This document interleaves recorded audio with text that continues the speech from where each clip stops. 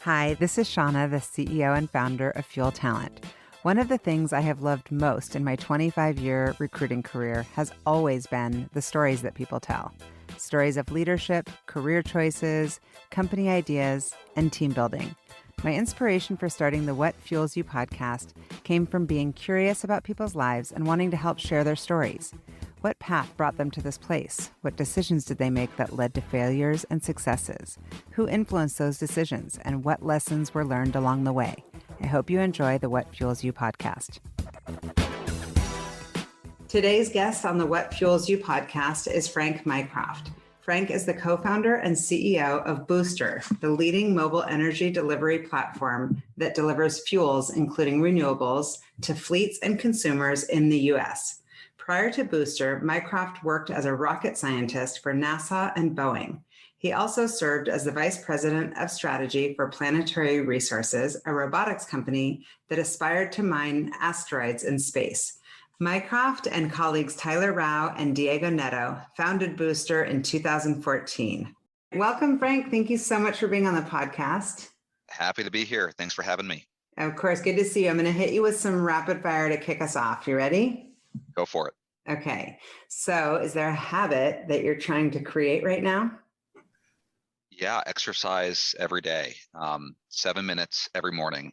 Oh, the 7-minute workout. I love that thing. Muscle confusion, 30 seconds, 10-second break. I think it works. And that's what I have time for with 3 kids at home. Yeah. Well, and your business. It's so funny because I have this thing in my head. I'm supposed to do an hour, and the people that do 7 minutes swear by it, but I'm convinced it doesn't work. So you'll have to let me know. 7 minutes is awesome. I saw something that was try to set your goals lower so you can achieve them. And I think frequency is more important than duration, I've seen. So yes, we'll give it a go. Yeah, the consistency of it. Okay. Who is your hero? Your lifelong hero? Ooh, the first person that comes to my mind has to be my mother. She immigrated from China, harrowing early day stories where her family lost their land. They had nothing. And yet somehow she immigrated to New York, worked at a laundromat at the age of 16, somehow got into MIT just based off of her math skills. And then only person I know who works incredibly hard and doesn't ever think about herself. Oh my gosh. I definitely need to get into that story with you. That's an incredible, I have chills. Seriously, working at a laundromat, getting into MIT? And back at a time, this was back when MIT was less than 5% female. So I actually need to understand the story better myself because it almost seems impossible to me. It's a true American dream for an immigrant. Yeah. Maybe we'll have her on the podcast. Yeah. Maybe this is the answer is the 7-minute workout, but I'm curious, what's the first thing you do in the morning when you start your day? It's probably the 7-minute workout. That's right after I make the coffee, though, in the morning. I'm an absolute coffee addict, unfortunately. Yes. Okay. What's your special sauce as far as your skill set as a CEO? I think it's all about ideas and action. This desire to be creative and bring something new into the world and fight for it and be resilient is probably a superpower all entrepreneurs need. I agree. Yeah. And it's also hard. It's not something you can necessarily teach. So you either have it or you don't. What is something that you hate doing that you just want to avoid? I don't know why taxes came to mind first, but just routine tasks that don't take creativity or mind share, but need to get done. Always end up at the bottom of my list. Of course, not the things you want to do first. And when do you feel most productive? In the morning, absolutely. As I get older, I try more and more to go to sleep on time and wake up as early as I need to. That might be 5 a.m., 4 a.m. Oh my Start gosh. fresh. 4 a.m. Hey, the kids are asleep. It's quiet at home. It's a good time to work. Wow, that's impressive. That is incredibly impressive. Okay, Frank, last question. If there was a book written about your life, what would it be called? Ooh, I might call it the disillusioned astronaut, because that's how I really started my career. I wanted to be an astronaut, and I decided that the conventional path was not the best path. I should go create something great in the world and build something tremendous that I was passionate about. And if getting into space was in the cards later in life, it would happen. But you had to go find your own and forge your own path. Wow. It's funny because when we were little, you always remember those kids of like, what did you want to be? And there were a handful that would say something like an astronaut. And it's almost like an eye roll, like, haha, who's going to actually do that? But you're one of the few people I'm like, look at this guy. I mean, your bio, we'll get into it, but I told you before we started recording, it's just incredibly impressive. And I'm curious who inspired you when you were little. You talked about your mom. So she went to MIT. Where did she raise you? Well, and I do want to say though, Shauna, I'm a bit bummed at the state of the world that if you ask kids today, they probably say they want to be a YouTube influencer, right? Oh God, that's so depressing. So I yearn for the days when people wanted to be pilots or astronauts or authors or whatnot. Do you think that that's true? I've actually never processed it like this. I think the top three things are influencer and YouTube star. Oh no. That's it. Yeah, that's the aspiration of the generation. Oh gosh. Well, take me back to when you were little and you wanted to be an astronaut. When did you first discover space, I guess, and like Yeah, just even wanting? oh my gosh. So many things. The first was probably Star Trek, The Next Generation. I'm such a Star Trek fan, even over Star Wars, because in Star Trek, human beings have figured it out. Like there's no war. It's peace and it's knowledge and bettering ourselves. And I love that. And diversity. I love that so much.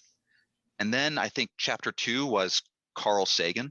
Yes, of Um, course. oh my gosh, just his way with words and moving people about the pale blue dot and the fragility of it all and the beauty of it all.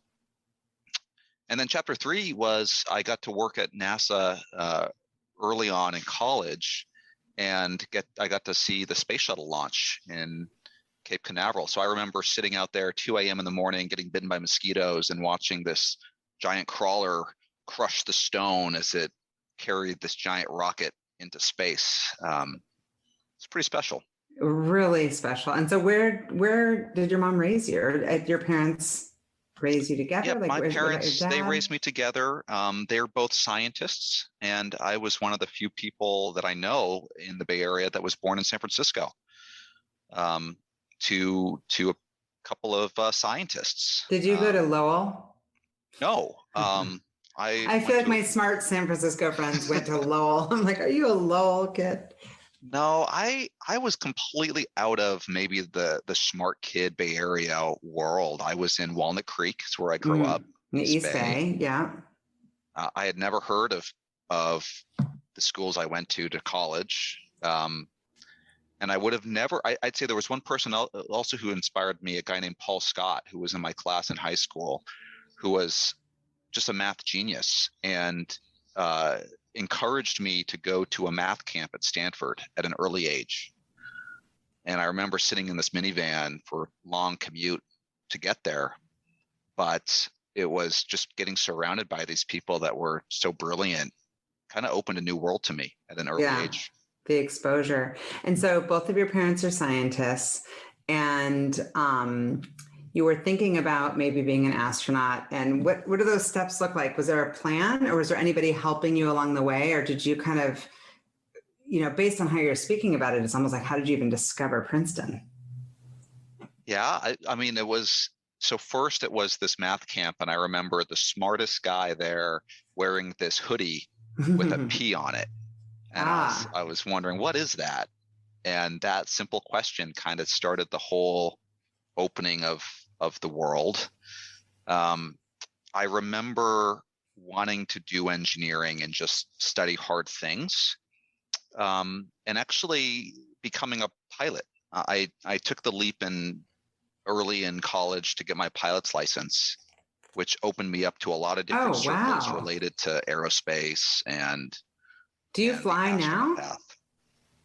last time I flew an airplane was in 20, I want to get this right, 2010 is when I proposed to my wife, actually. So I proposed to my wife on a flight, and then A since flight then I haven't flown. you were the pilot, and oh my gosh, well, she must really love you to get in that plane. My plan was I flew my girlfriend at the time to an island, Catalina Island off the coast of LA. Wow. So she had limited options to say Yeah, to if she wanted an option to come home, So that was part of the plan. that's hilarious. I got engaged also on an airplane, Oh, but a commercial flight. Yeah, that's so funny. Love it's it. a good place. It's a good place. So I you were studying like, okay, to be a pilot, to be an astronaut. Um, I'm guessing you were probably really good in school, great in math because of your college experience, and also because you went to the Stanford math camp. What else were you into? What would you like to do for fun? oh my gosh, I spent way too many hours in college in the basement of the engineering wing, geeking out with electric trains when everybody else was having a good time, partying, all that good stuff. Yeah. If I could go back, I probably would do things, spend more time with human beings. But I'll tell you, the thing I love the most about college, which I sometimes worry is getting lost in current society, was debates. Was having 2 a.m. in the morning debates with a suite mate on controversial topics where we both had very different views. Maybe it was religion, maybe it was healthcare, politics, but we respected each other and we could debate and just go all night long. That was really special. Yeah. I think broadly in society, it's definitely lost. Everyone's so fragile right now. Everyone's afraid to say the wrong thing, and people are just angry, I think, a lot. But finding your peeps that you can do that with, I think, is super energizing. And for me personally, that's how I learn. I actually like to surround myself with people that have different opinions because I learn in that way more than reading something, at least for me. We had once a debate where we had the preeminent evolutionary biologist go up against a creationist. And it's something that I don't know if that kind of stuff happens anymore, but I learned more in an hour with these rigorous, just thoughtful people going at it. I kind of miss that in society, right? Yeah. We're all too trigger hungry for the right message that makes us feel the right emotion for an instant. Yeah, it's true. I think you can seek it out somewhere. I'm not quite sure where. And especially during COVID, it's hard. Everybody's seeking that connection. Even if there's friction around the connection, it's the human connection. You can't replace it. So, okay. So you loved Princeton. Was that the right choice for you? I think absolutely yes. I think it's a magical place. But I only have one data point, so Yeah. it's hard to know. But I wouldn't trade it for the world. Yeah. And when you were there studying mechanical and aerospace engineering, what did you kind of decide that you wanted to be when you grew up? Like what launched you into the real world? I've always loved real physical things, which comes back to the company Booster that I'm building right now. But I knew that's where I was really good, something to do with logistical complexity and operations. And at the time, that meant navigating spacecraft design and building interplanetary spacecraft trajectories and all this fun stuff. But I kind of wanted to cut my teeth in the real world. I had so many friends that were going into banking or consulting, and I kind of felt like, how can I do management consulting if I've never done anything myself before? Like, let me go and do Totally. something in the real world. Yeah. So you went to Boeing and you were working at spacecraft systems engineer. What does that even mean? Yeah, I mean, it means I was a small cog in a giant wheel building probably the most complicated school bus sized object that's ever been conceived. I mean, something that had lasers on it and giant computers and had to operate 6 Earth diameters away from the surface of the Earth. Like just really Oh cool, my gosh. complicated stuff. Really complicated. I'm halfway, like, not even understanding what you're talking, like I mean, it halfway, was like, basically huh? black magic. The stuff Yeah. that they do. at NASA, at Boeing, at SpaceX. It's almost black magic. It seems like it. And so how were you able to balance that? And also from my research, it looks like you were going to Stanford at the same time. And like logistically, because Stanford's obviously in Palo Alto, were you in Seattle at Boeing? Yeah, no, I was at Boeing in California.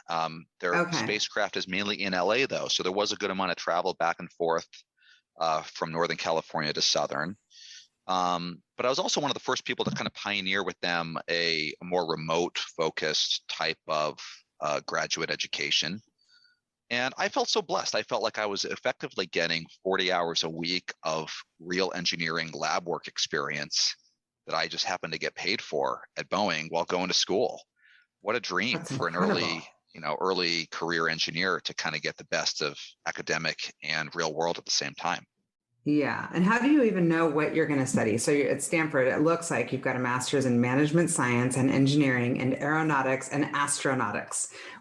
Can you just like quickly, I'm not even sure who's listening to this podcast, but if my children are, or just for my knowledge, tell me what the study of those various things means. Yeah. Like, how do they even Yeah. compare? It sounds like I just picked the longest titles for Well, I'm majors. like aeronautics, astronautics. How do those differ even? Yeah, so aeronautics and astronautics, that's just the study of, things that fly in air and things that fly in space, I think. So they're all, Basically. one of those words would be all encompassing for the other one. Yeah, like aeronautics is I think of airplanes, Okay. and astronautics I think of space. Okay, good. That's where my gut went, but It's like I was the like, Air I just want Force to and make the sure I'm Space understanding Force. this. Okay. Uh, and Super then badass. and then management science and engineering. I mean, this, oh my gosh, if I wish we could reinvent the US education system and focus on what I learned in management science. Tell me, because I need to know. Um, Courses on decision, like how to make decisions, right? Think about getting to learn how you should make good decisions. That sounds like something we should all learn, probably before calculus. Absolutely. Probabilities, how to do manufacturing efficiently with supply chains. But I think the most important thing to me was really how to make sound decisions and how to understand basic finance Mm-hmm. are kind of lost on in our educational system, but feel really valuable. Yeah. Are there some nuggets you can share, like in a concise way, or is it too complex to even try to Oh, explain? If there is a decision that comes to you right now, what principles do you apply to even like what lens are you looking through when you're making a decision right now? yeah, I think I mean I might try to give three. Like one is don't let uncertainty phase you from making a good decision. So Shauna, for instance, I could ask you what's the temperature in Moscow, Russia right now? And you probably have no idea, right? But I could probably tell you without looking it up, hey, it's probably 20 degrees Fahrenheit plus or minus 15 degrees Fahrenheit with a 90% confidence bound. And I've just captured my level of uncertainty in a quantitative way that can actually really help me make good decisions without necessarily having to go do a bunch of research and study something.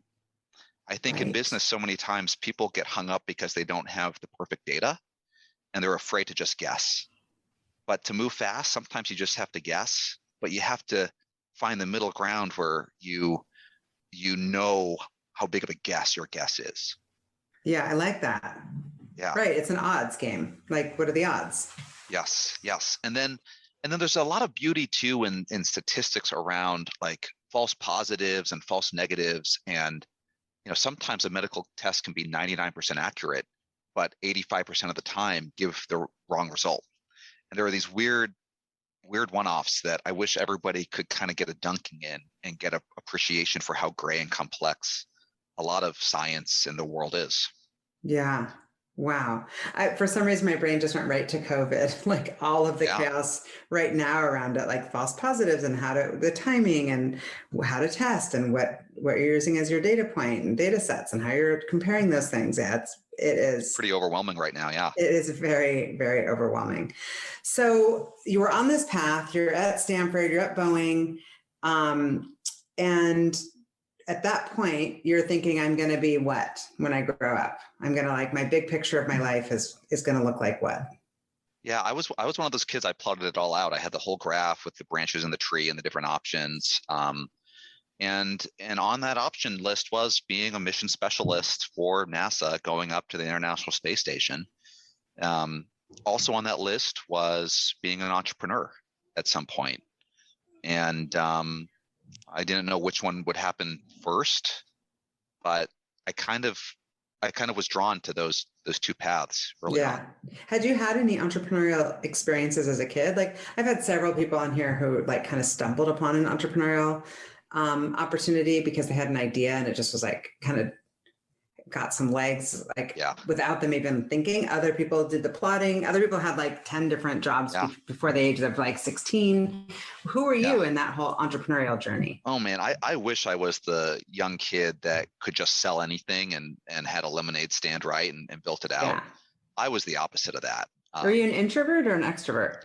Introvert for sure. And I was a Boy Scout growing up, and the absolute least favorite thing was having to go door to door and sell Christmas wreaths. Yeah. Just too painful. So I was not the natural born entrepreneur at all. But you have an extrovert, I'm guessing because of what you've chosen in your career, just most of it being an introverted behavior. I mean, until you started Booster, but like anyone who's thinking I want to tinker and be in the world that you were in would be probably an introvert, but you've got an extroverted personality. Is that something that you've trained yourself for, or has it come more naturally because you just have to, as a CEO, be out there? I I I love this definition of introvert versus extrovert, which is where do you recharge, Yeah. right? And I love talking to folks. I love sharing stories, but I get exhausted hanging out at a party. Yeah. And it takes a lot of energy to be in a crowd with people. So it's definitely not a natural zone, Yeah. but one that definitely I think is important to be in if you're going to be a leader in any organization. Yeah. Have you read the book Quiet? I love that book. It's Oh, about introverts and just kind of how sometimes introverts in a business setting could potentially be overlooked because they're not the one like speaking the loudest or kind of making their voice heard the most, but that yeah. they're oftentimes the best hires. Anyway, read the book. It's interesting. So you decided the entrepreneurial journey was probably, is that what made you decide to go pursue an MBA at Harvard? Like people Almost. who are listening who don't know you are probably like, well, what? You did what? Yeah, I was like, what am I doing Top with all business these school. degrees? No, it's not. What are you doing? It's like, how do you get into all, I mean, how are you this well-rounded and this smart and all of these areas? Because HBS specifically, I actually, I have had a lot of people on the podcast that have gone to Harvard Business School, and I find that they seem to be the most kind of well-rounded and also very good with like executive functioning and kind of just business savvy, more than like I'm going to nerd out and kind of be laser focused on one thing. Yeah. I mean, I was definitely on the nerd spectrum at HBS compared to my classmates. And actually, that was one of the draws. Was I wanted to go to a place where I was a little bit less comfortable and out of my element, and learn to get better at the other side of the coin. Yeah. And it was a good chapter. What I had realized was back in 2010, aerospace was a very slow industry. SpaceX was probably on their Falcon 1 and, had a number of failures. And I had been part of programs where spacecraft had blown up on a rocket, and there goes 5-6 years of somebody's career in a moment. So I wanted to find something that was faster paced, and that really took me to go back to school. Yeah. Was it comfortable for you as far as what you were learning? Some of the case studies and I guess, has it prepared you well for your experience as the CEO of Booster? I would say people recommend don't go to business school straight out of undergrad because you're not going to have the context for it to be valuable. I think it's also hard. I was an engineer going in, and I didn't know a wink about how business worked at all, which probably was a disservice in getting the most out of it.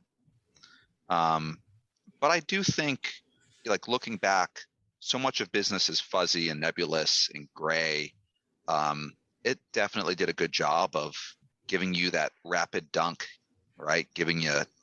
Try to give you 5, 8 years of mess up experiences kind of baked all into a couple years. It's great for that.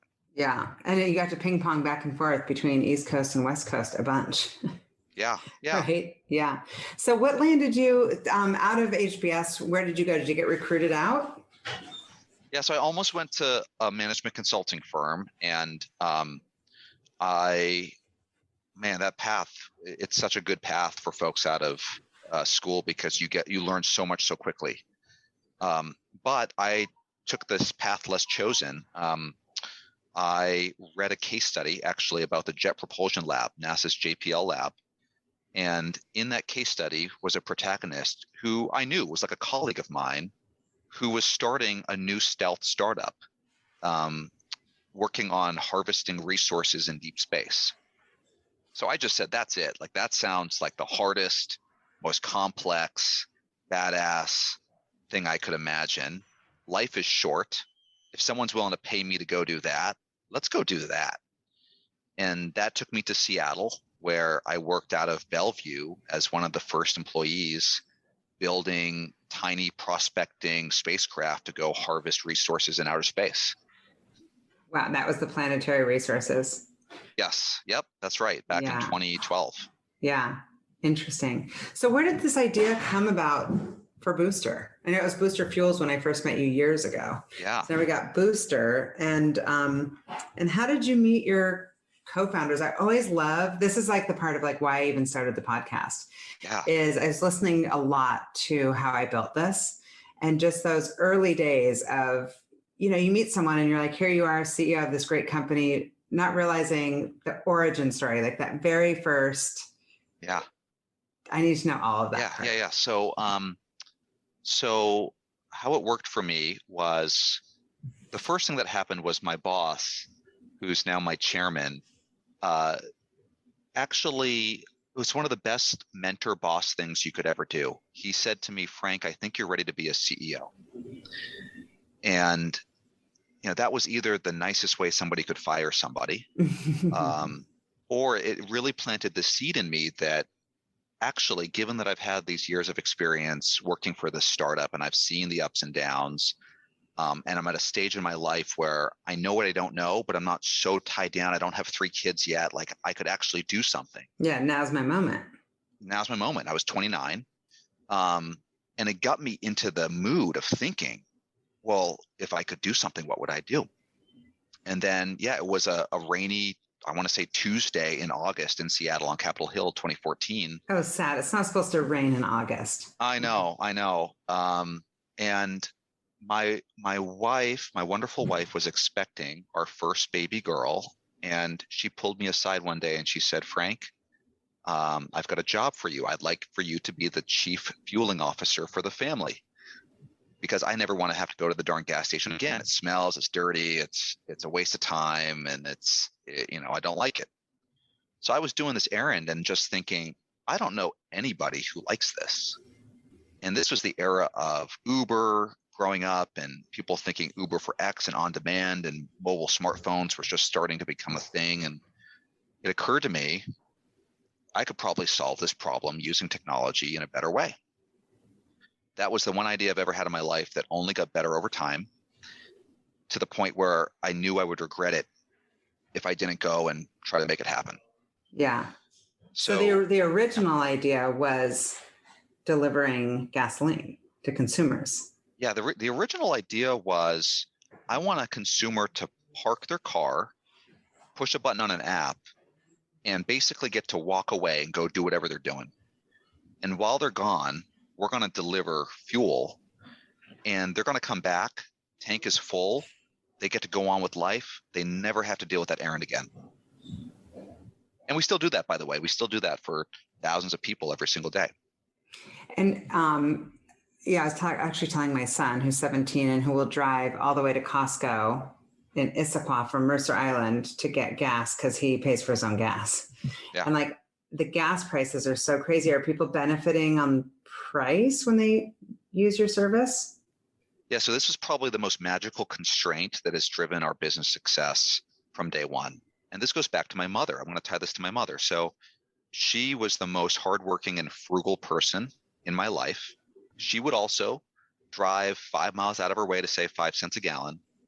And so I knew I wanted to build a business where, you can think of it as like an Amazon for energy. Let's use data to improve supply chains and customer experience without raising price. Right. That was a goal. I needed to build a system that could make money while not charging people more. Which means it had to scale. It had to scale for sure. It had to scale. It had to completely rethink the supply chain. It had to focus the markets and the density of where we go.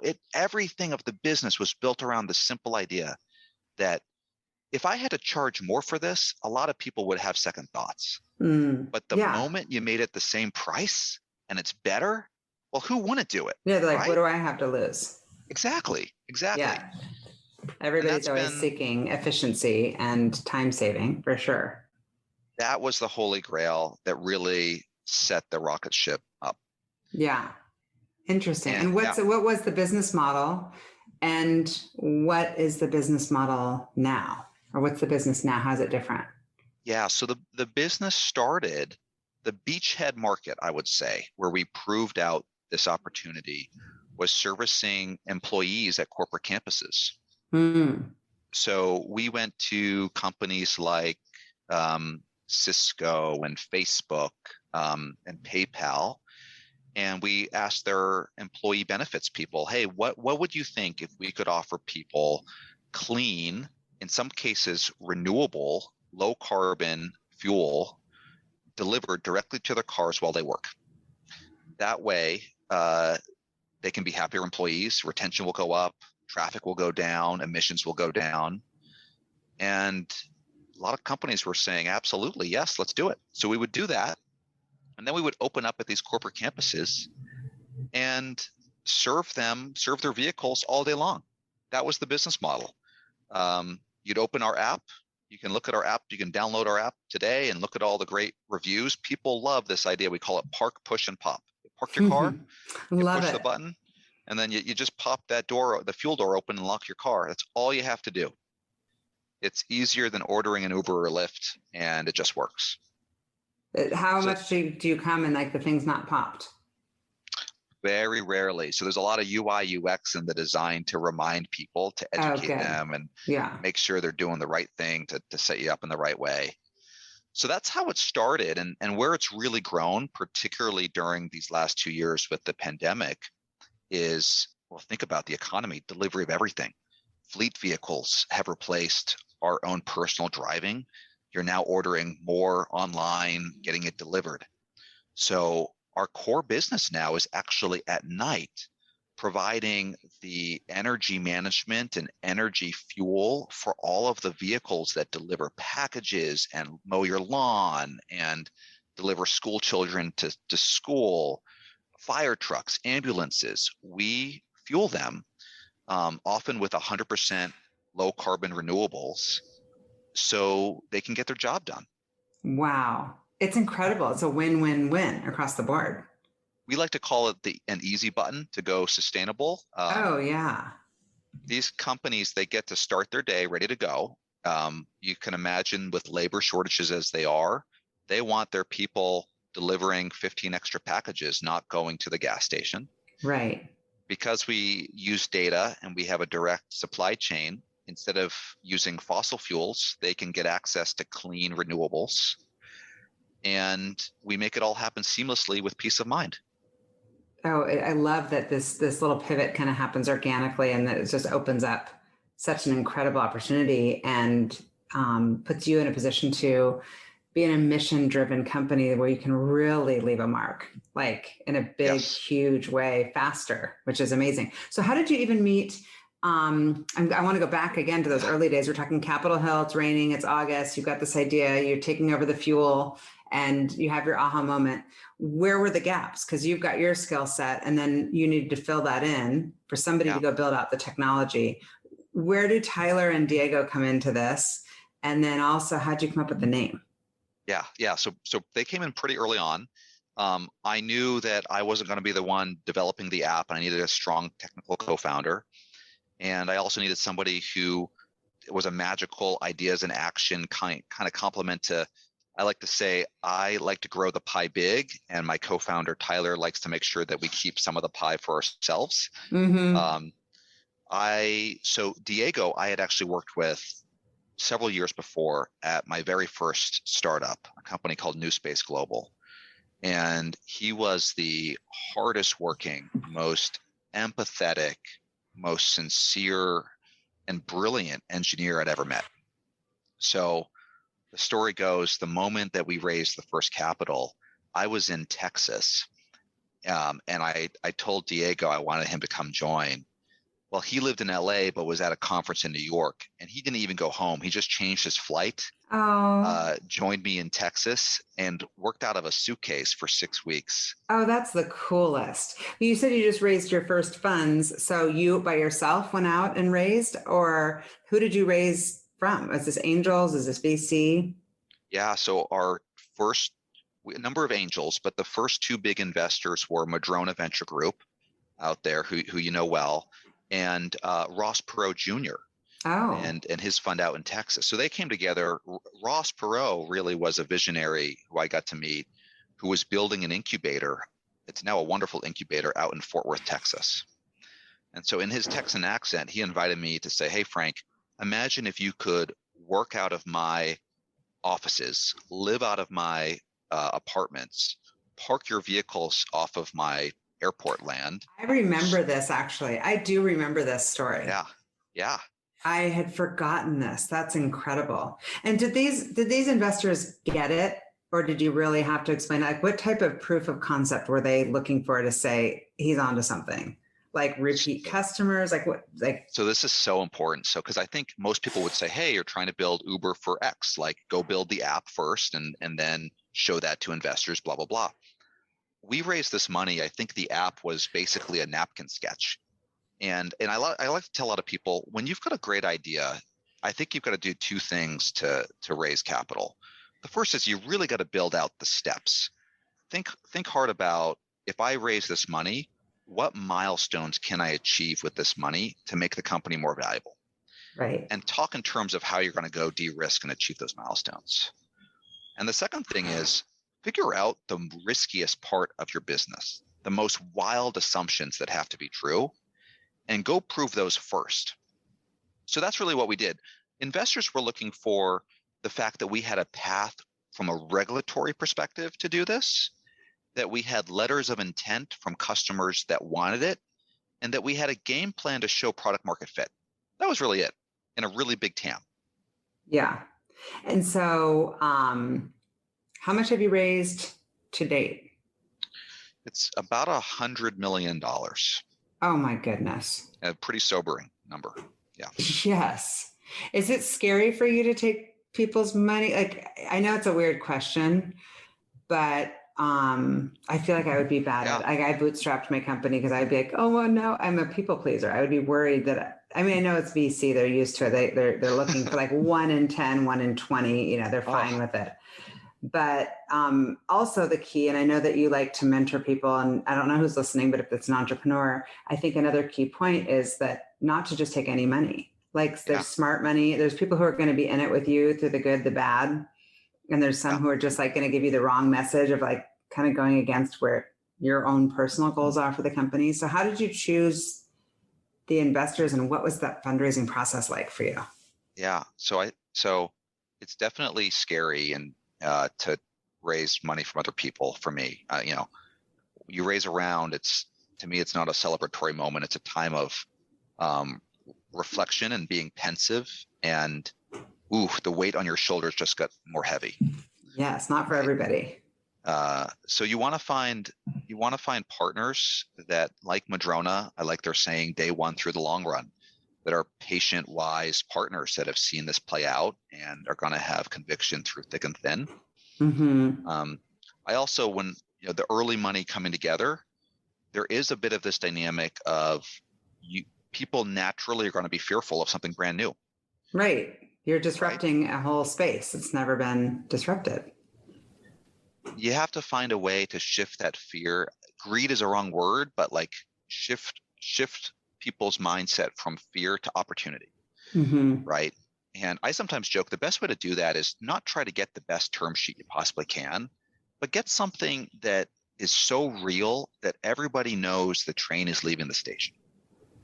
This is gonna happen. You've got the willpower and the conviction and the partners that you're unstoppable. And once you get there, rounds come together. Yeah.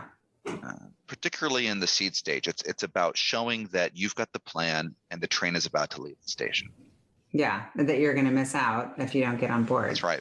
That's On right. board the train. So I read, and I don't know if this is accurate because things change like literally daily, but it's something like you've saved more than 8 million miles and 4 million pounds of CO2 emissions. How are you measuring that? And I guess when you started the company, did you intend on, was this part of your plan that this is going to be a mission driven company? Yeah. Yeah. So we we were customer obsessed first and foremost, which meant we started Booster to solve a customer problem, which was I want my time back and I don't like this errand. We really lucked into this massive opportunity to also, I believe, do more to decarbonize last mile transportation than nearly any other company. And the story there's a really important one.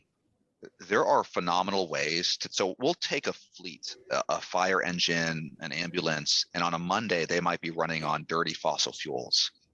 And with Booster, they can be running on 100% plant-based renewables. And we're expanding into EV2. But it can happen that Wow. quickly. It can happen overnight with no expensive modifications to facilities and $1 million plans over many years. That flip being easy is the gateway to making decarbonization happen really quickly. So that's what we do is we take these big fleets, and in many places, if you're getting your lawn mowed or you're getting packages delivered, there's a good chance that that's being done on 100% renewables today, with less than a third of the carbon intensity of traditional fossil fuels because of what we've built. That's incredible. It's pretty amazing. How has it been for you attracting talent? Is that part of the story?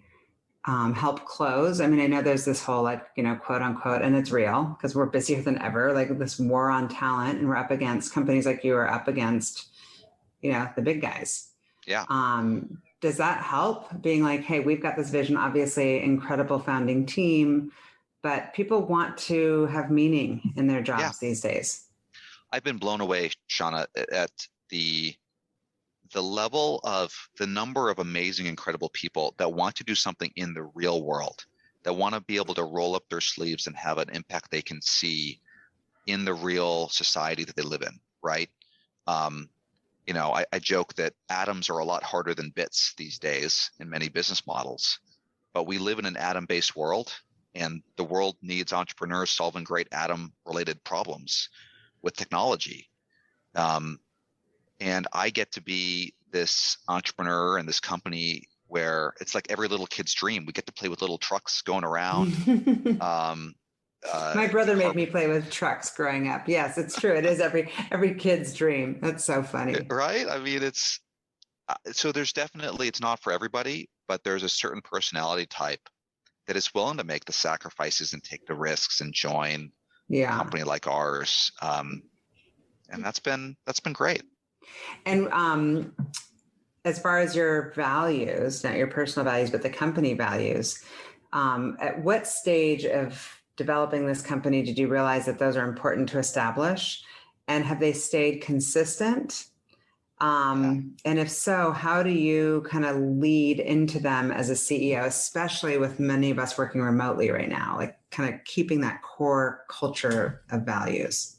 Yeah. I think the first answer as to when they become important is, I don't know what the sociological words are, but when you get from like a group size or a family size to a tribe size, right? And when you can't all be in the same room every single week, I think that's when communicating and writing down values becomes really, really important. Mm-hmm. Our values have they've stayed consistent. The words we use to describe them have evolved a bit over time. I think the most important thing, though, as you get larger, is to use the vernacular of the values in everyday meetings. That's important. Yeah. Interesting. And then are you using those when you're recruiting? Like, are you measuring against the values? And if so, I mean, I've been doing recruiting for 27 years and I haven't solved this yet. I'm just curious how you screen out and make sure that somebody's going to add a lot to your culture. Yeah. Yeah. So I do believe a great value is one that you can performance manage and recruit against. If it's something that's more blasé and a general truth, it's not giving you that power, right? But to answer your question on recruiting more specifically, I had a mentor that did more for me in 48 hours about how I recruit than anybody else. And I'll share just a snippet of this because he pulled me out. I want to say somewhere like Phoenix, Arizona, like had me fly out just for this intensive, like 1 day one-on-one with him. And the most brilliant thing that he told me was, when you're recruiting, start from the end. Think about statistically, why do employees not work out? And when you look at the data, it turns out that it's not technical competence that is why people don't work out. It tends to be 4 other things first, which are coachability, emotional intelligence, motivation, and temperament. And so we just dug into this about, okay, what do those words mean? And then the even harder part about, how do you actually test for these things? That is the tough part. So tell me. Well, obviously you can't just ask somebody, hey, are you coachable? Right. Or like, tell me about your temperament.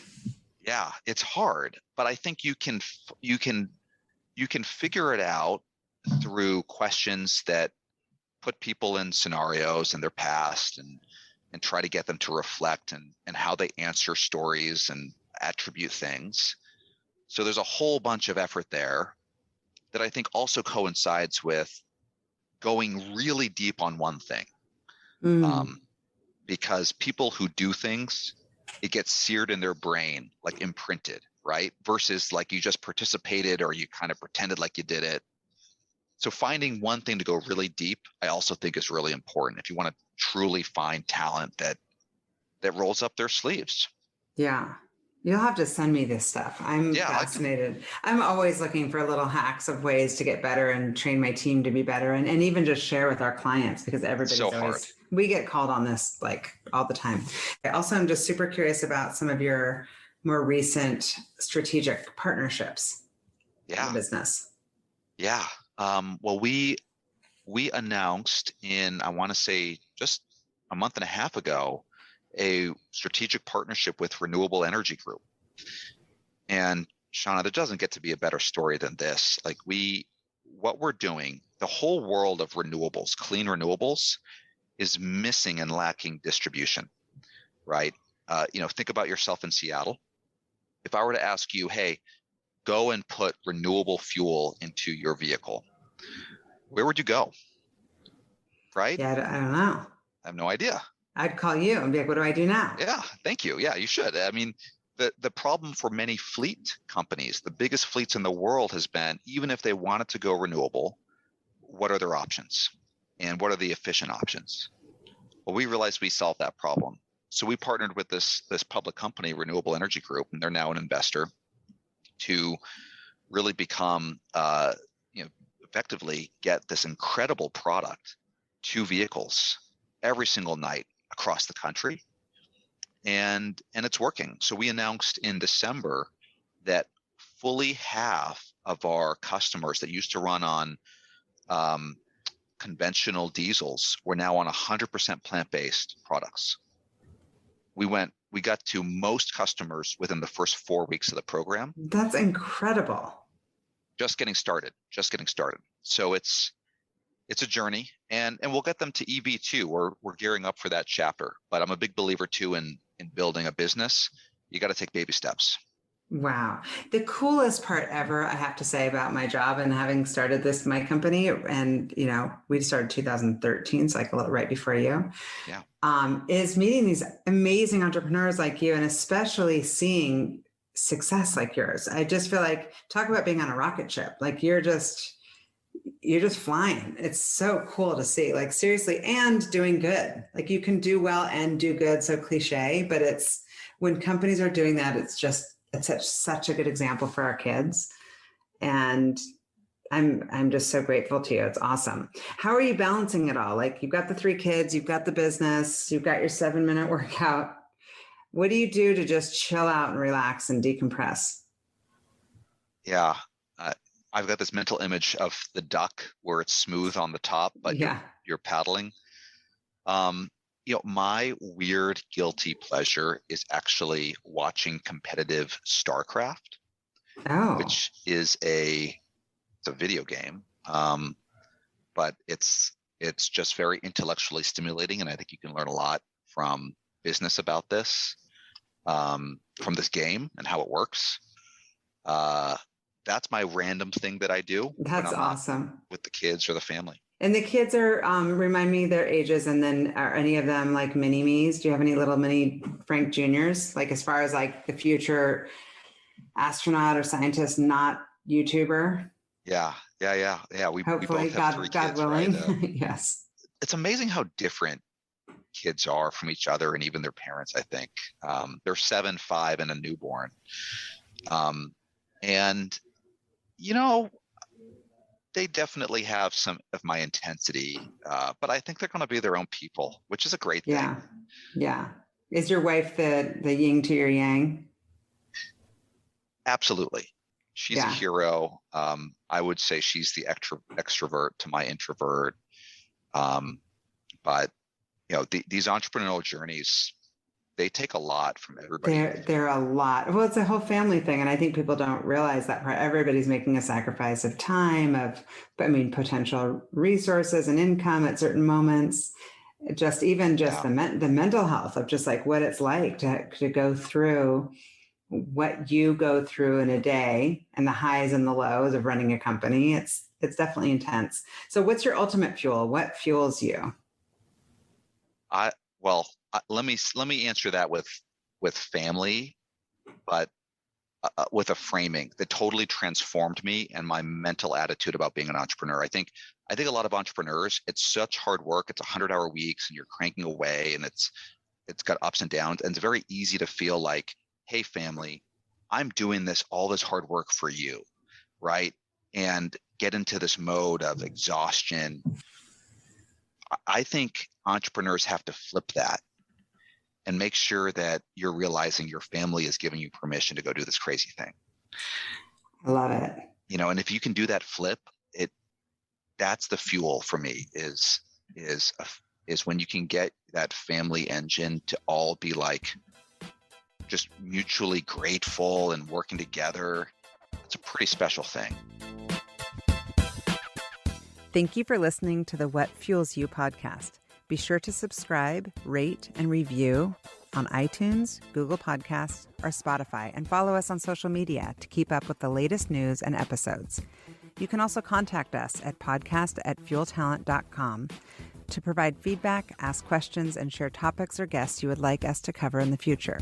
We hope you feel inspired by our guests and that we have helped fuel your day. Join us next time for another episode of What Fuels You.